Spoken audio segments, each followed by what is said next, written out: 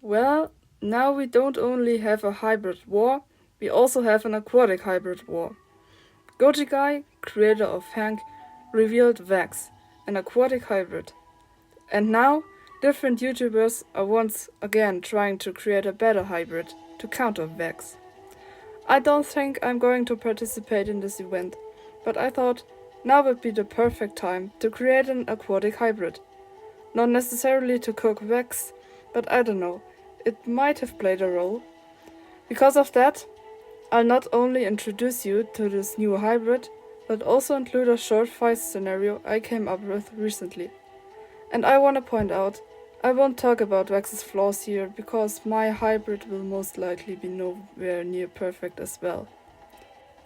Well, I'll let you judge if my new gang member is thought out better than Vex or not. And this video is not as long or detailed as the Ultima Spinus one, because so far I didn't come up with any particular lore for this hybrid. This video's purpose is to simply give you an overview of the hybrid's genomes and traits. But with all that introduction talk out of the way, let's get to my new aquatic hybrid, Electroterror abyssus.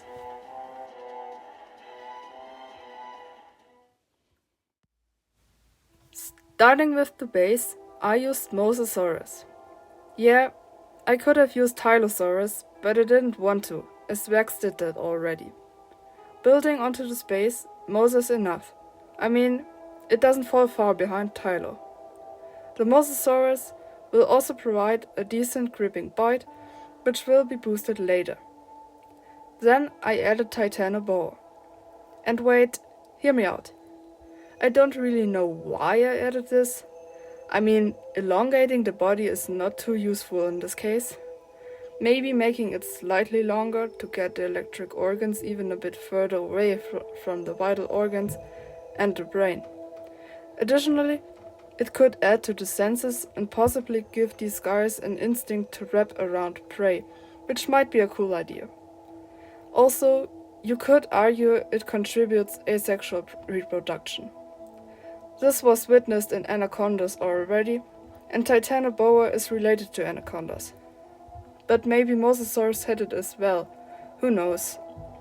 For now though, I'll just leave it there. Then we have the Arapaima for armor, because they got tough flexible scales that are extremely durable, having a higher breaking point than the materials used in bulletproof vests. And this hybrid is a lot bigger than an Arapaima, so these upscaled scales provide even more protection.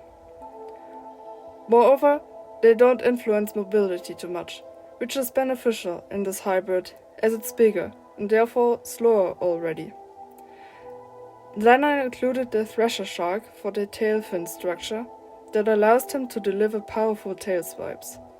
And furthermore, their tail locomotion doesn't interfere with the mosasaur base. Additionally, it will enhance the hybrid's eyesight and give it electroreceptors in the snout.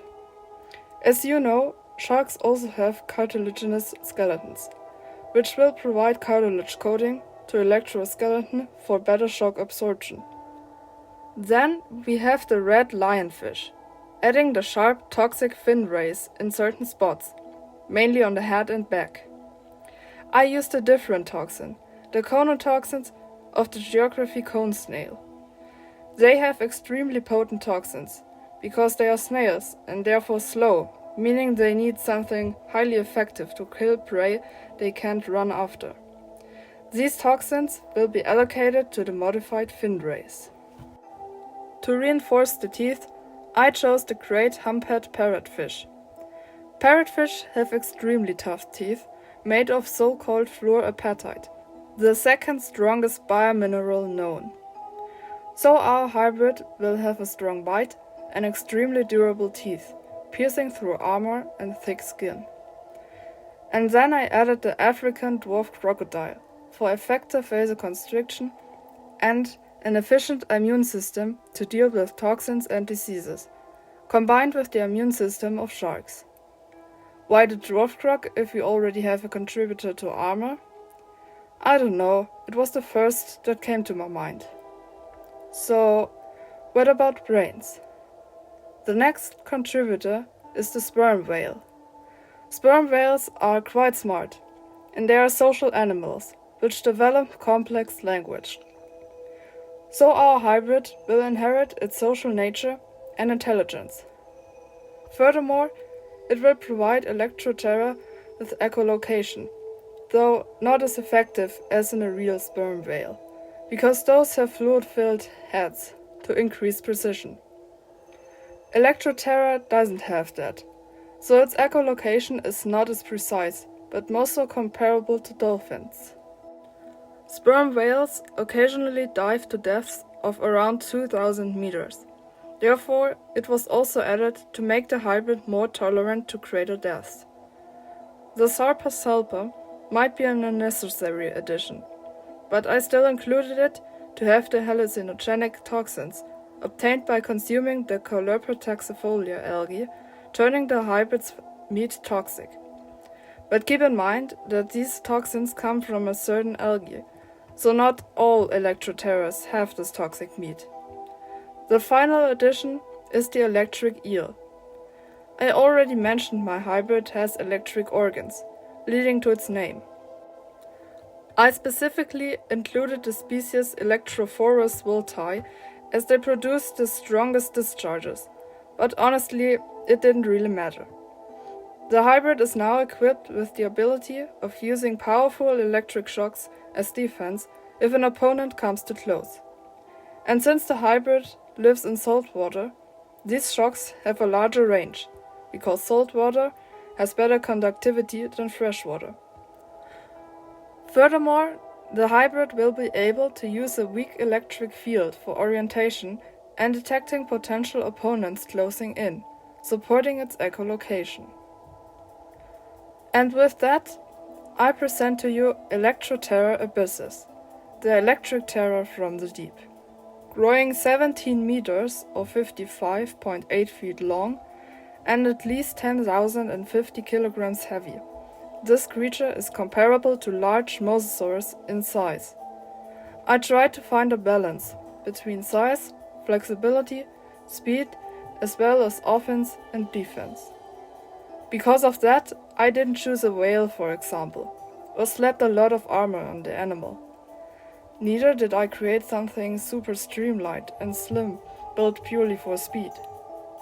In terms of speed, Electroterror's top speed is around 58 kilometers per hour or 36 miles per hour in short bursts. Most of the time, it will move slower. Like with speed, it's comparable to mosasaurus in terms of agility. Like I mentioned, Electroterror is quite social, living among others of its kind.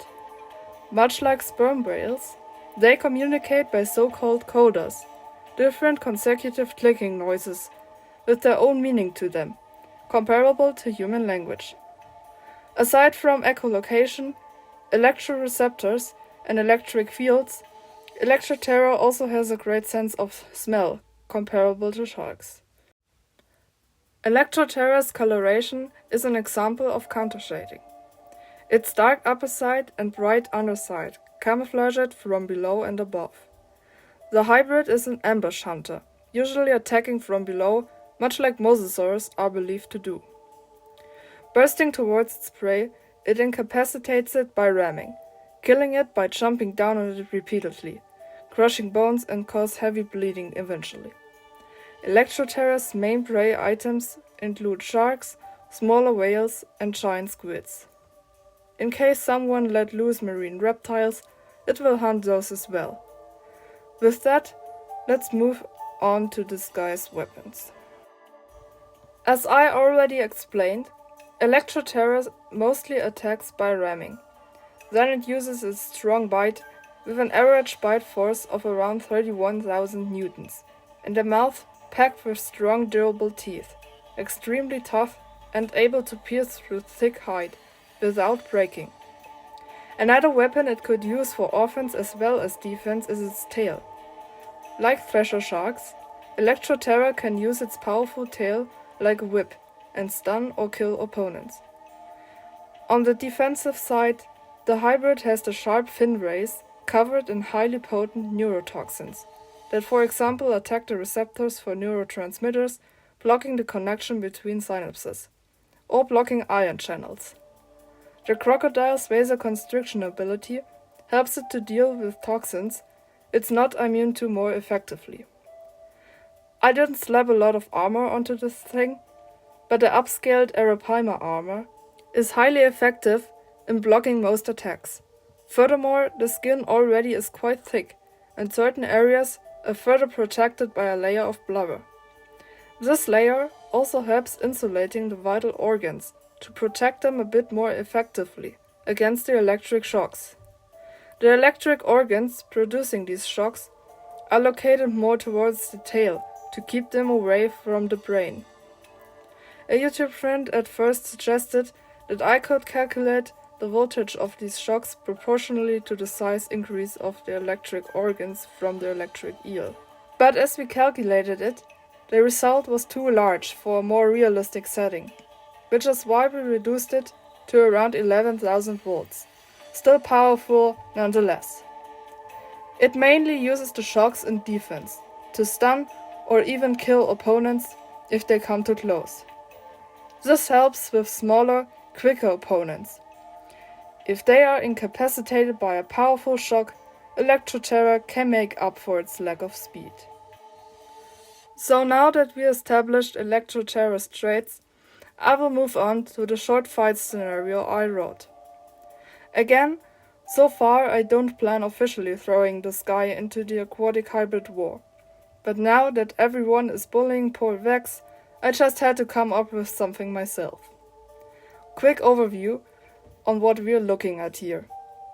Goji Guy's Velox crystallis adaptatus, a hybrid made from orca, tylosaurus, saltwater crocodile, barracuda, beluga whale, and glassfish, coming with great tactical intelligence, echolocation, and quick bursts of speed, as well as the ability to perform sharp turns.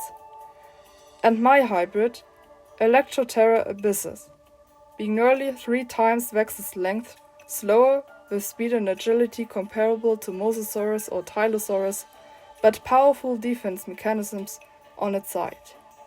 Anyway, here's the story. Somewhere out in the ocean, an apex predator patrols its territory.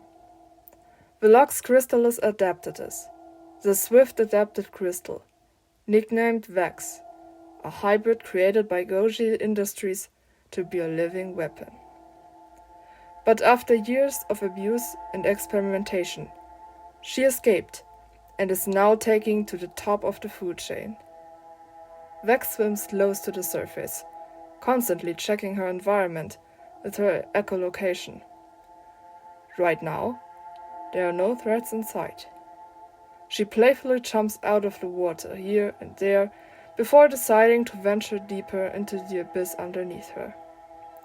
But something is off. She is followed by something. At first, she doesn't notice and continues diving, as her echolocation suddenly makes her realize that another creature is closing in on her. She slows down and turns around.